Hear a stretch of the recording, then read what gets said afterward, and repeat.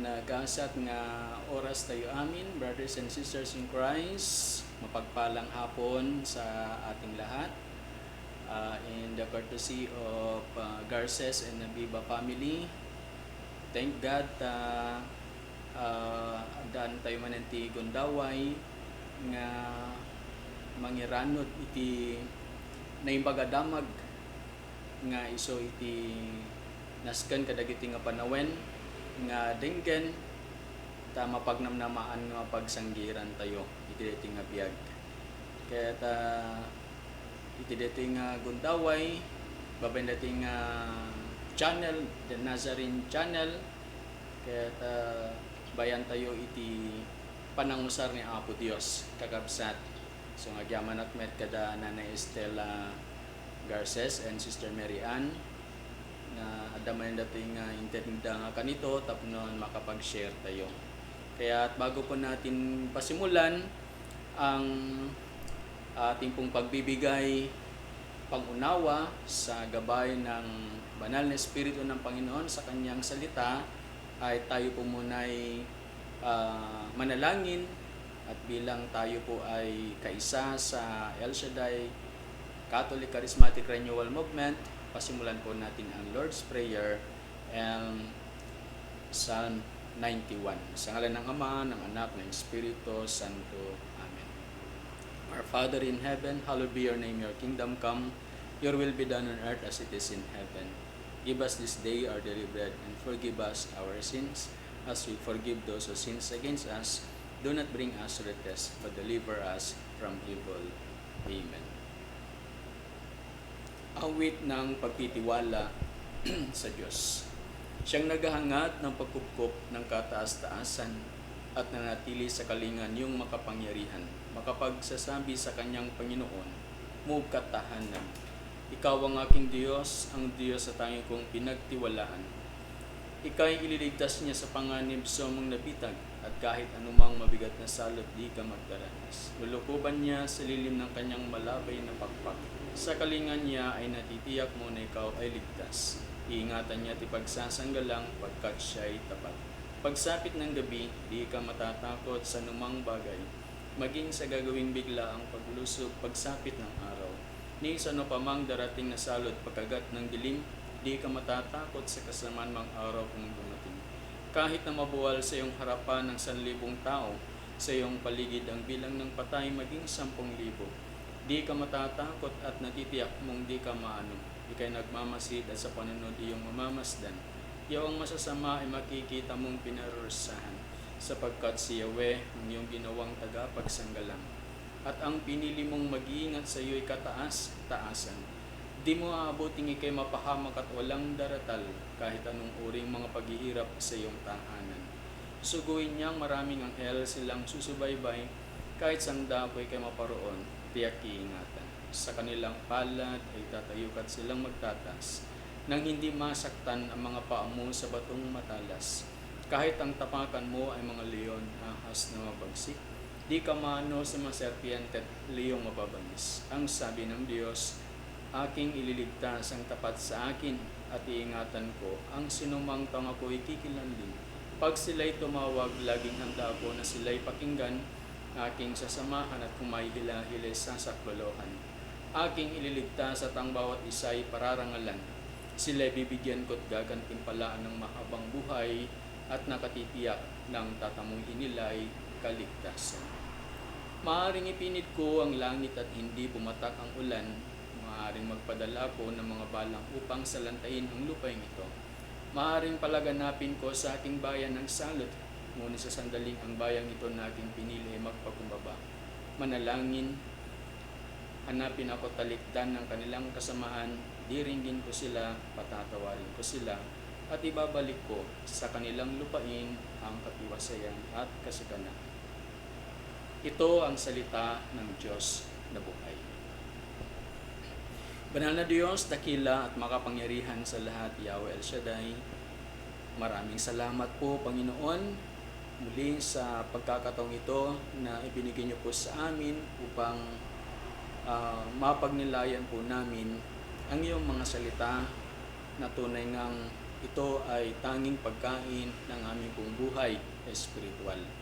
Pagpalain ito, O Diyos, at naniniwala po kami na hindi lang sa spiritual naming buhay mapagpapala, kundi sa lahat ng larangan ito. Kaya't ang gabay ng iyong banal na Espiritu sa sandaling ito, Panginoon, ay inaangkin ko, O Diyos, upang minsan pa ang mga makapanood, makapakinig ng iyong salita ay maaabot ng iyong dakilang kamay at mapagpapala. Salamat po, Panginoon, at ikaw ang siyang patuloy na mahayag, makita, maparangalan sa aming buhay. Salamat po, at ang kapurihan ay tanging sa inyo lamang magpakailanman. Amen. Sa ngalan ng Ama, ng Anak, ng Espiritu Santo. Amen.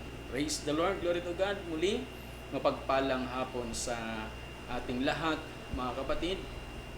Lalo na po sa pinagpala ng Diyos na kinakasangkapan niya upang maibahagi ang salita ng Diyos. Sa tahanang ito na aking kinaroroonan, ang pamilya po ni Nanay Estela and Sister Mary Ann. Kaya dalangin ko ang gabay at patuloy na pagpapala ng Diyos sa buong pamilyang ito. At sa lahat po ng mararating ng channel na ito ay inaangkin ko ang pagpapala ay dumating sa inyo. Pagpapalang mula kay Yahweh El Shaddai.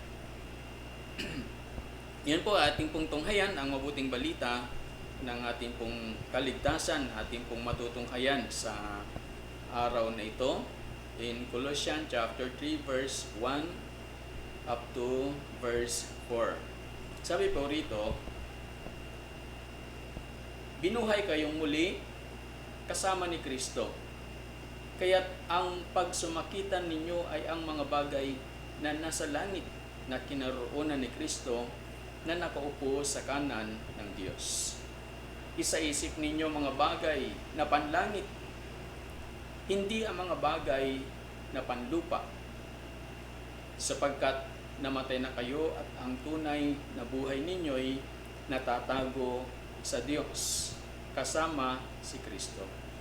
Si Kristo ang tunay na buhay ninyo. At pag siya'y nahayag, mahahayag din kayong kasama niya at makakahati sa kanyang karangalan. Ito po ang mabuting balita ng ating pong kaligtasan, mga kapatid. Praise the Lord. Glory to God. Mapagpalang oras muli sa atin. Sa sandaling ito ay hapon na po dito. At sa mga naabot din, mapagpalang oras ng bawat isa sa atin. Salamat sa Diyos sapagkat sa bawat araw na ipinagkakalob sa atin ng Panginoon, ito ay patunay na nadadagdagan ang atin pong paghayo o pagpasan ng misyon na ibinigay sa atin ng Panginoon. Mga nakaraang gospel na ating binahagi ay sa pamagat na fulfilling the extended mission. Ito kasi yung last Sunday Gospel na kung saan ay ang Panginoong Hesus na alam ni Juan Bautista na mas dakila ang Panginoon ito kaysa kanya, ay sabi niya na dapat ang magbautismo ay ang Panginoon. Pero sabi ng Panginoong Hesus, hayaan mong maganap at matupad natin ng lahat ng katuwiran sa kapurihan ng Panginoon. So maging ang Panginoon Jesucristo ay sumunod sa itinatakda na ninanais ng kautusan ng kanilang pananampalataya sa kanyang kapanahunan. So He didn't came to abolish the law but to fulfill the law. Ika nga sa English.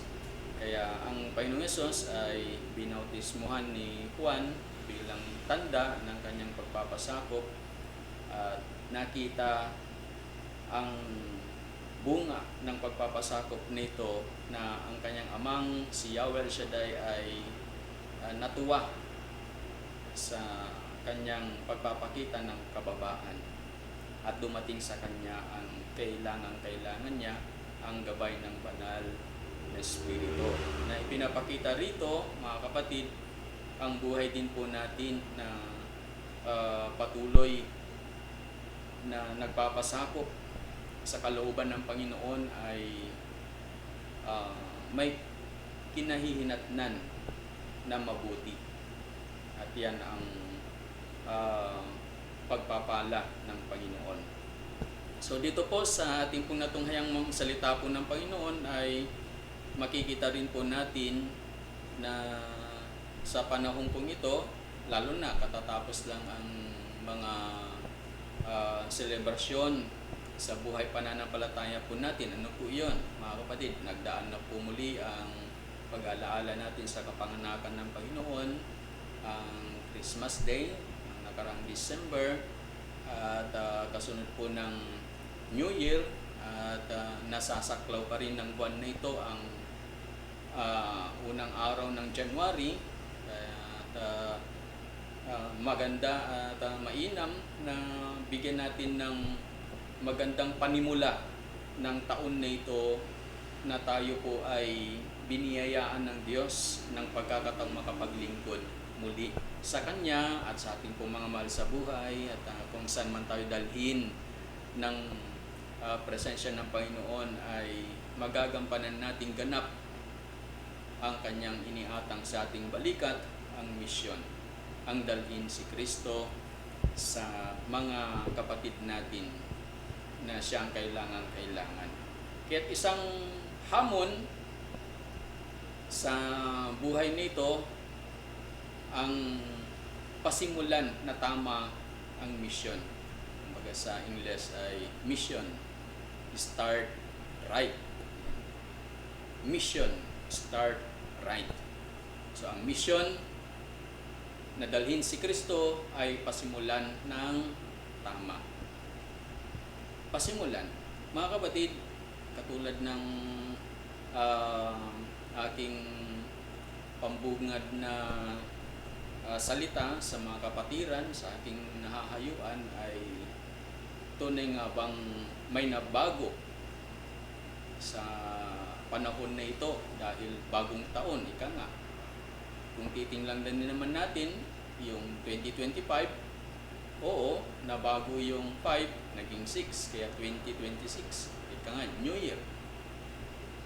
Pero sa buhay nating tumanggap kay Kristo nung nakaraan, ngayon at bukas, ay pagkatatandaan po natin, hindi naman nababago ang Panginoon. He is the same yesterday, today, and tomorrow. Kaya kung meron mang mag-trigger sa atin na may makitang changes nito ay yung pagdadagdag muli ng kabutihang napasimulan ng Panginoon sa ating pong buhay. Igagagat tayo manen, kakabsatan Kristo, iti panangi trabaho tayo, deto'y adda nga naipabaklay kada tayo, deto'y mission tayo nga rod, kakabsat. Kahit kunana dito'y nga nagpintas itintay ng igan. Ang salita ng Diyos na ating natunghayan kanina, binuhay kayong muli. Yan.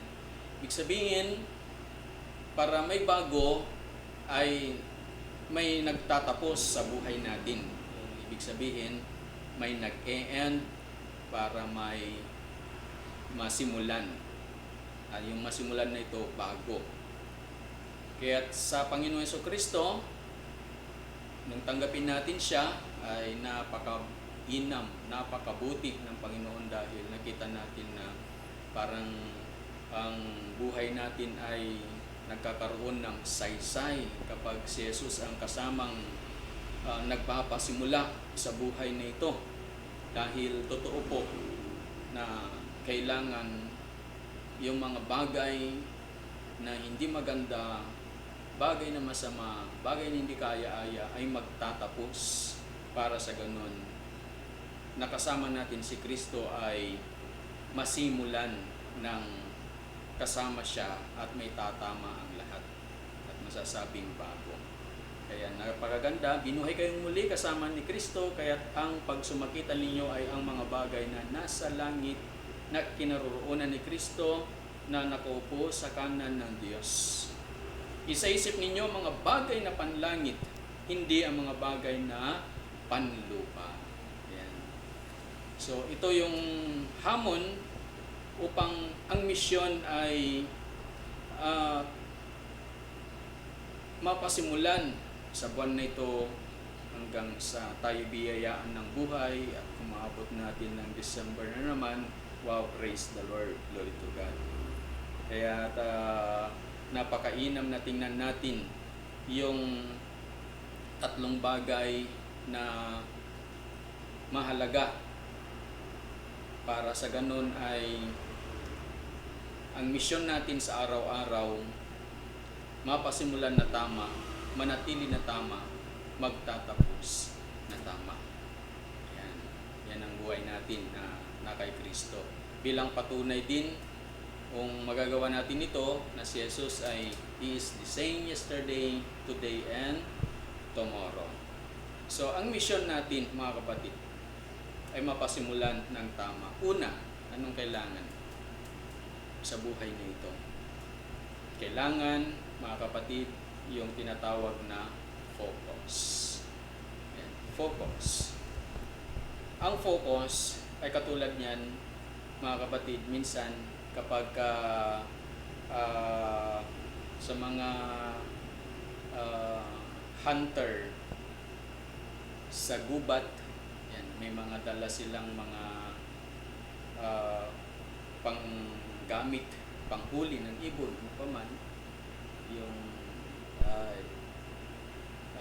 air gun tinatawag, ay meron po yung tinatawag na telescope para sure na ma-hit yung kanilang tina-target. Kailangan ay may tatama yung pinaka-gitna o tinatawag natin pinaka-focus. At yan naman, kapag ito ay naitama, yung focus nito ay talaga namang sure na ma-hit yung target. Dahil naranasan ko po iyan. So, ganun din po sa buhay po natin na kay Kristo. Ang buhay natin na kay Kristo ay may direksyon. Hindi suntok sa buwan, ika nga.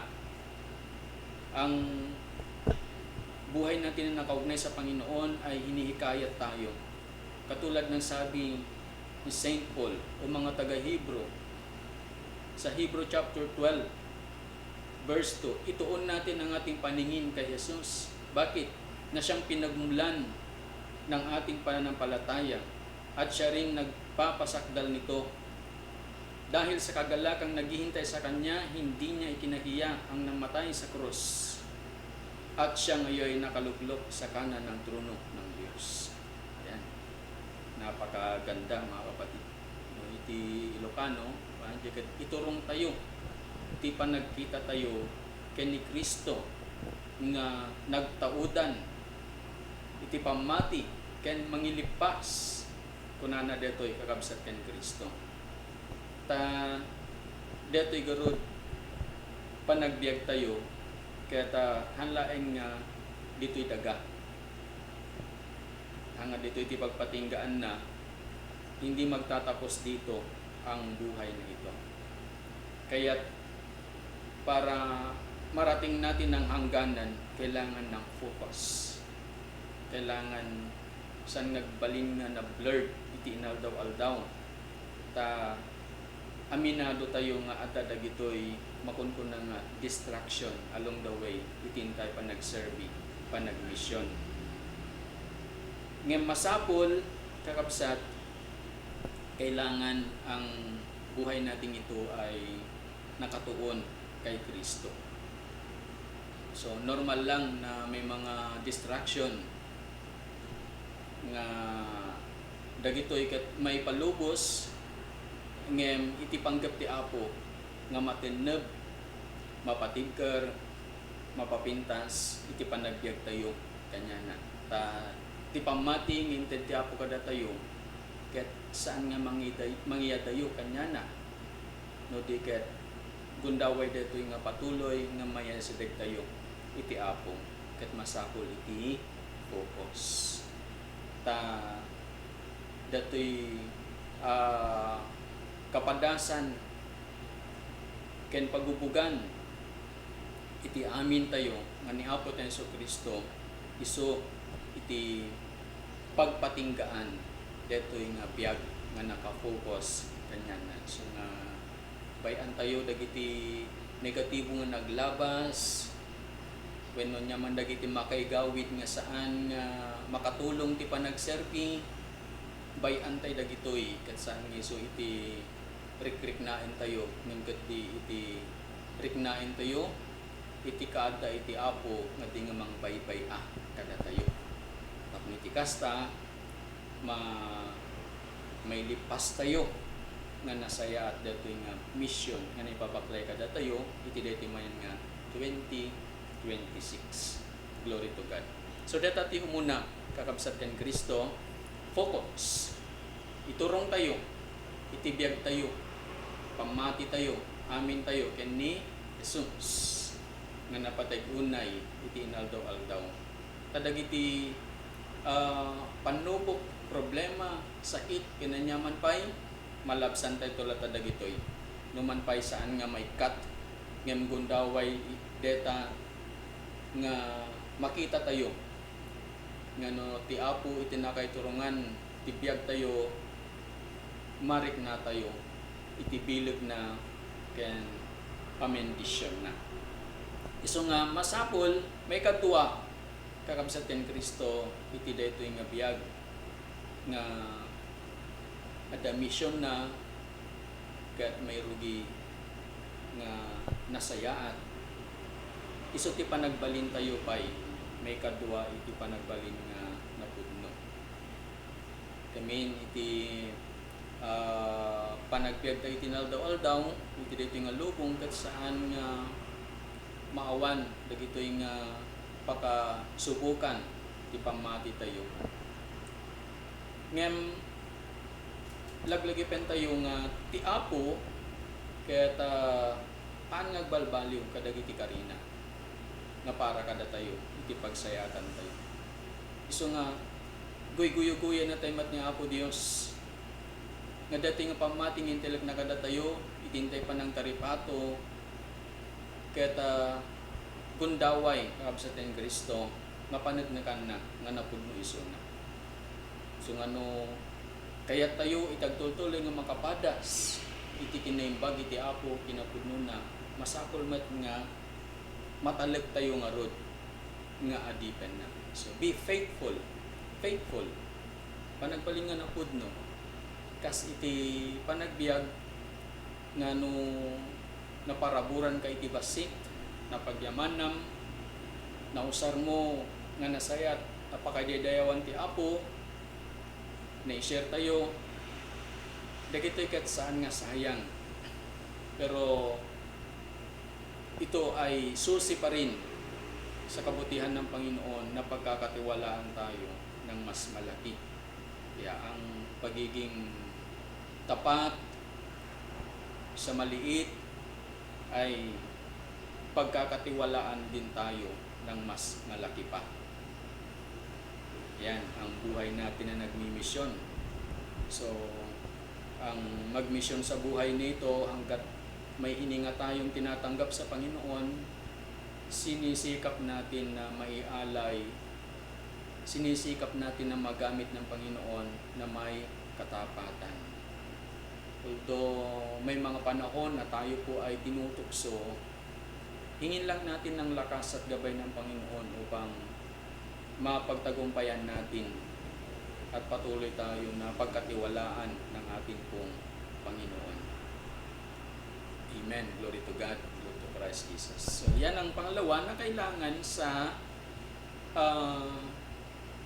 pagmimisyon sa araw-araw sa taon na ito para maging matagumpay.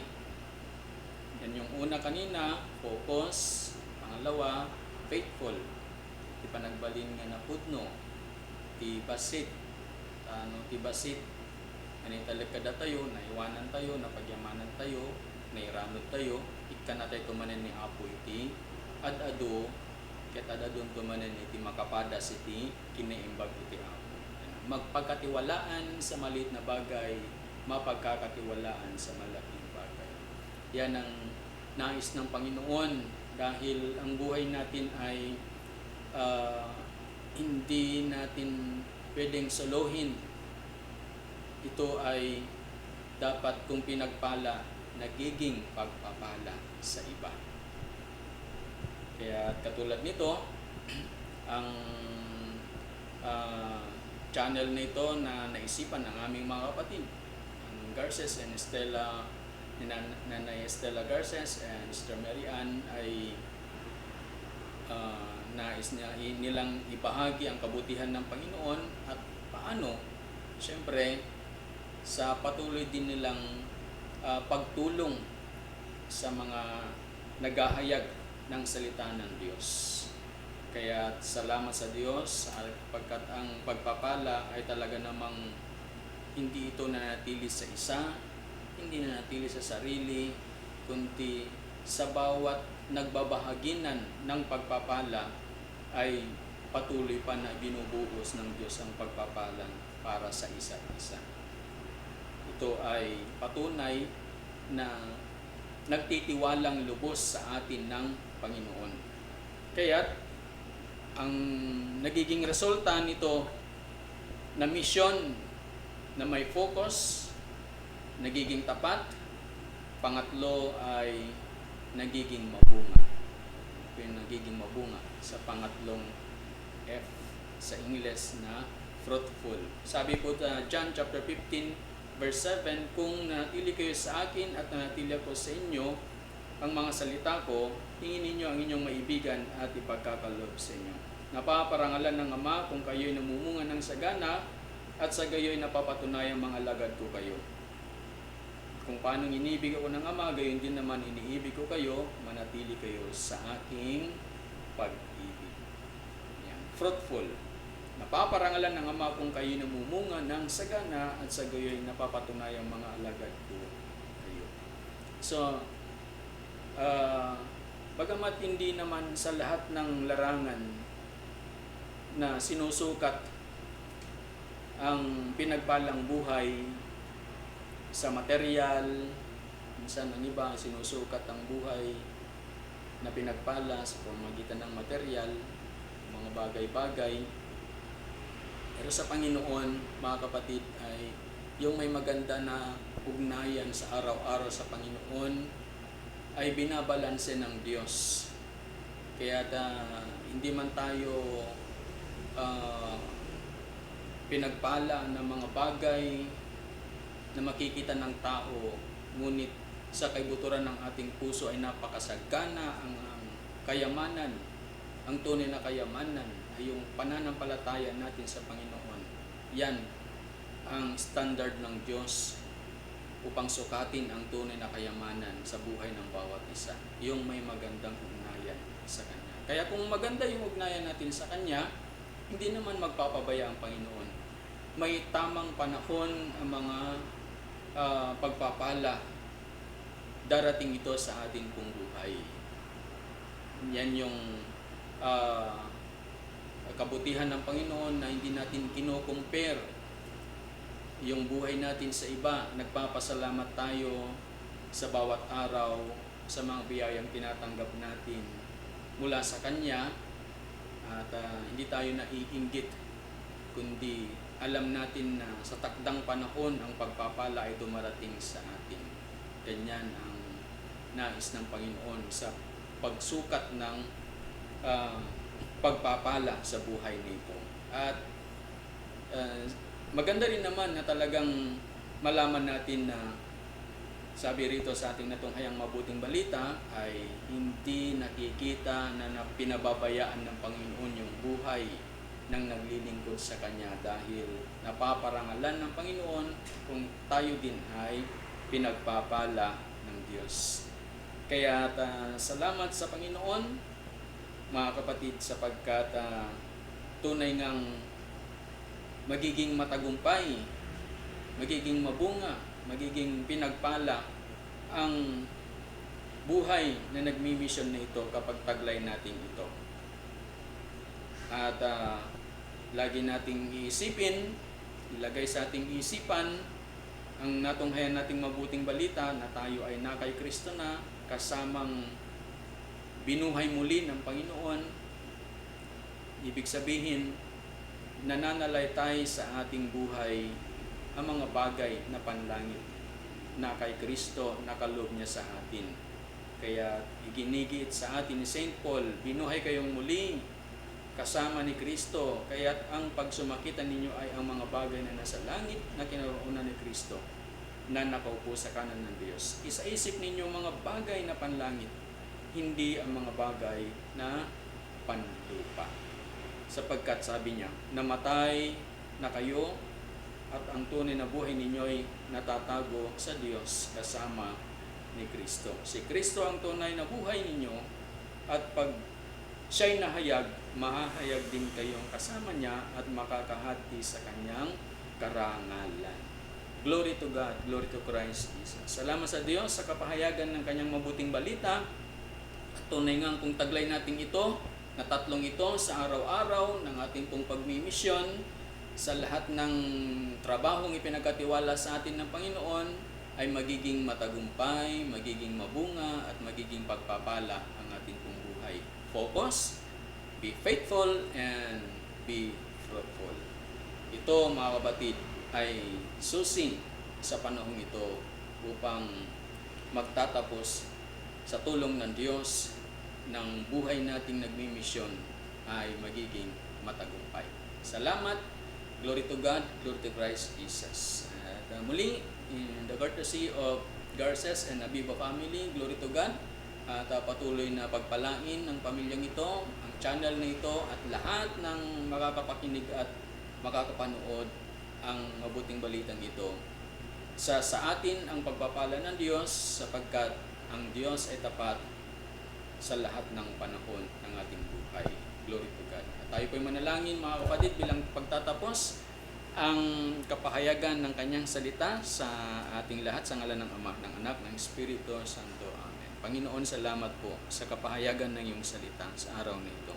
Tunay ngang ang gabay ng iyong banal na Espiritu ay kailangan po namin sa lahat ng oras upang ang aming pong buhay ay palagi nang isipin ito ay ang mga bagay na nasa langit.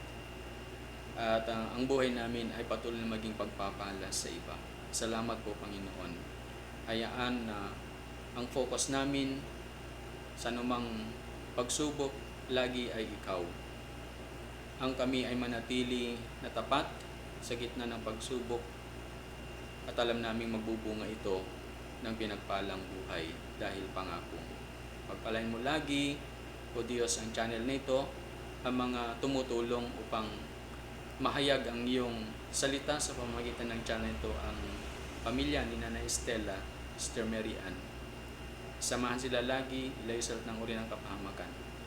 At lahat kami, Panginoon, na patuloy po na umaasa sa iyo, patuloy kaming katagpuin, samahan at gabayan, at ilayo sa lahat ng uri ng kapahamakan.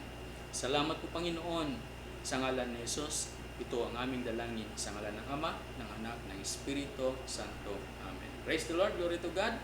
Muli, sa susunod nating pagkikita ay manabik tayong lagi na makinig at mapanood ang kanya pong mga salita sa pamamagitan po ng channel nito, dahil tapat ang ating Diyos sa araw-araw ng ating buhay.